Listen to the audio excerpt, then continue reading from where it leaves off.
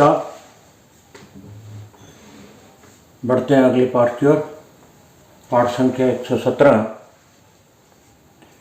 जिसमें हम नवम बाब के कुछ और श्लोक की चर्चा करेंगे। ये सभी श्लोक मैं हर बार एक ही बात दोहराता हूँ कि पूरा पराशर जी से लिए गए हैं। आप भी वहाँ जाकर और कुछ श्लोकों का अध्ययन खुद कर सकते हैं। स्वयं अध्ययन भी जरूरी है। तो इस पाठ में हम भाग्य भाव, जिसे नवम भाव कहते हैं, उसी के श्लोक लिए गए हैं। अब पिछले पाठ संख्या 16 में भी 3 श्लोक लिए थे और इसी में फिर कुछ एक श्लोक जो है लिए गए हैं। नवम भाव से हम भाग्य, पिता, धर्म और धर्म शिक्षा की बात करते हैं। तो इसमें भी पिता के बारे में ही, क्या पिता निर्धन होगा, क्या पिता अमीर होगा, दीर्घायु होगा या अल्पायु होगा, ऐसा भी यहाँ से बताया गया है श्लोकों में भी। परंतु जो दसम भाव से पिता की बात करते हैं, ये उन पर निर्भर है कि पराशर जी महाराज नवम भाव से ही पिता की बात करते हैं। श्लोकों की ओर बढ़ते हैं। भाग्य स्थान नाद देते ब सुखे भौम समन्विते। भाग्य स्थान नाद, ये इसका अर्थ है भी भाग्य स्थान से गिनती शुरू करो। भाग्य स्थान कौन सा है? ये हमारा लगन है और ये भाग्य स्थान। यहां से अगर काउंटिंग शुरू कर दे, भाग्य स्थान नाद द्वितीय व सुखे, लगन से दूसरा कौन सा हो गया? ये दूसरा हुआ और सुखे चौथा भाव ये है। परंतु उन्होंने कहा भाग्य स्थान नाद द्वितीय व सुखे, भाग्य स्थान से दूसरे और सुखे, बाकी स्थान का सुख भाव कौन सा है? चौथा। 1 2 इसकी और इसकी बात की है। असल में बात किसकी की है? कर्म स्थान और व्यय स्थान की। मगर देखना कहां से है? भाग्य स्थान से। भाग्य स्थान से ये दूसरा हुआ और ये चौथा स्थान हुआ। जैसे भाग्य स्थान से दूसरा धन भाव है और ये सुख भाव है। भाग्य का धन ये है, भाग्य का सुख 12वां है। तो इससे क्या कहा? भाग्य स्थान नाद द्वितीय व सुखे भौम समन्विते। मंगल यहाँ हो या फिर यहाँ हो, मंगल की बात करिए। अगर भाग्य स्थान से मंगल यहाँ और यहाँ होता है तो आगे क्या कहते हैं? बघेशे नीच राशि स्थित। भाग्य, और इस स्थान का स्वामी अपनी नीच राशि में क्या हो, यहां से दूसरे मंगल हो या दूसरे नहीं तो चौथे में मंगल हो। कहने का तात्पर्य कर्म स्थान में मंगल हो या व्यय स्थान में मंगल हो, जिसे हम लगन से कर्म और व्यय देखते हैं। तो ये क्या हुआ? भाग्य स्थान का धन, भाग्य स्थान का सुख। वहां कौन चला गया? मंगल। और भाग्य स्थान का स्वामी कहाँ है? अपनी नीच राशि में। जो भी इसका स्वामी है वो नीच राशि में चला गया हो। सूर्य है तो मेष राशि में, चंद्रमा है तो सूर्य है तो तुला राशि में, चंद्रमा है तो वृश्चिक राशि में। नहीं तो ऐसे ही जो भी इसका स्वामी है वो अपनी नीच राशि में स्थित हो और भाग्य स्थान से दूसरे स्थान में मंगल, अगर यही नहीं है तो भाग्य स्थान से चौथे स्थान में मंगल बैठा हो, तो क्या होता है? पिता निर्धन एव ही, तो उस जातक का पिता निर्धन होता है, गरीब होता है। मंगल की बात क्यों करी है? मैं हर बार कहता हूं कि जब भी कुंडली विश्लेषण करनी हो तो वर्ग चार्ट के साथ साथ काल पुरुष की कुंडली का भी विचार करना चाहिए। काल पुरुष की कुंडली में अष्टम का स्वामी मंगल होता है।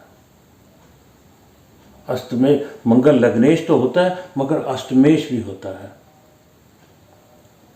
तो मंगल की बात कही गई है, तो मंगल की बात यहाँ व्यय में और कर्म स्थान में मंगल बैठा है और इसका स्वामी नीच राशि का हो बैठा है।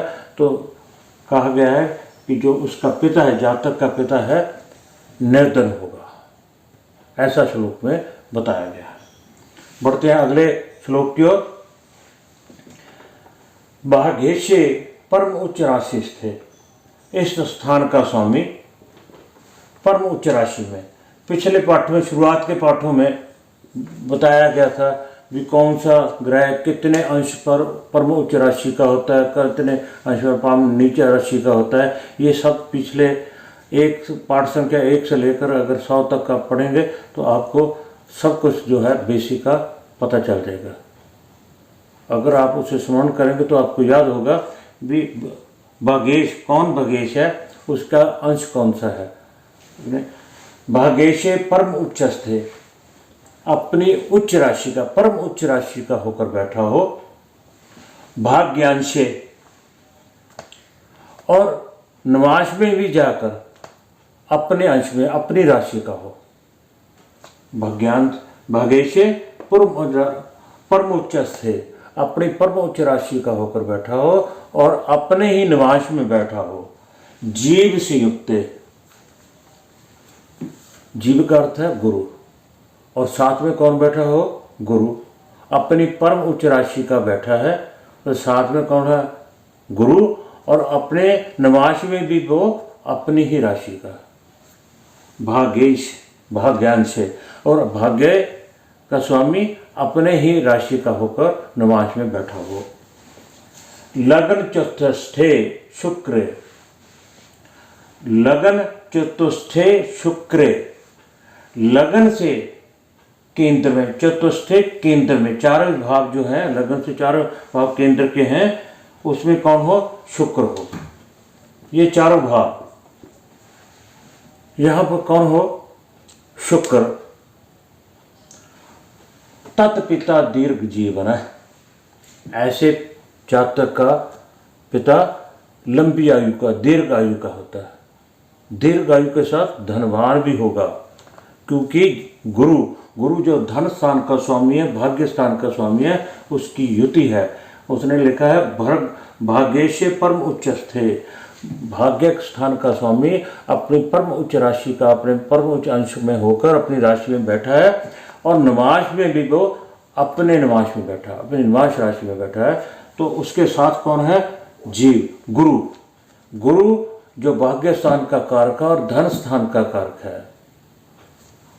तो उसने और क्या बोला है, लगन चतुष्थे शुक्र। प्राचार्य जी कहते हैं कि लगन से केंद्र में, चतुष्थे केंद्र से जो चार स्थान है लगन से, उनमें शुक्र है। केंद्र में भी शुक्र शुभ ग्रह है, और जीव जो है भाग्येश के साथ, जो अपनी उच्च राशि का होकर बैठा है, उसके साथ है, तथा भाग्येश निवास में भी अपनी राशि का होकर बैठा है। तो ऐसी योग में, ऐसी स्थिति में जातक का पिता दीर्घ जीवनम, तत्पिता दीर्घ जीवन है। तो ऐसे जातक का पिता लंबी आयु वाला होता है। अगले श्लोक में भाग्येशे केंद्र भावस्थे गुरुणा च निरीक्षते,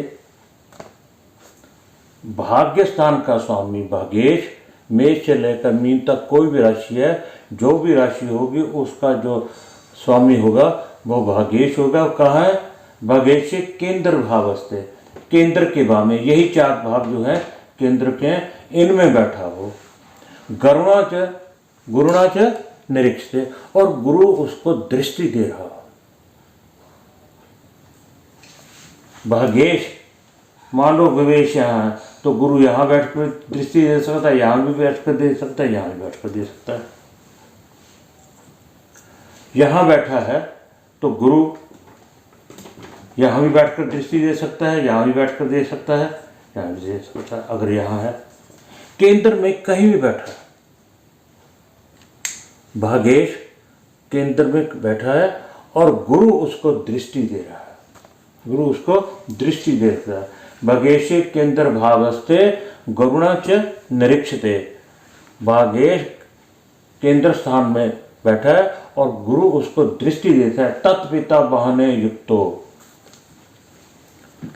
उसका जो पिता है जातक, उसके पिता के पास वाहन होंगे, गाड़ियां होंगी, बड़ी बड़ी गाड़ियां होंगी, एक नहीं कई होंगी।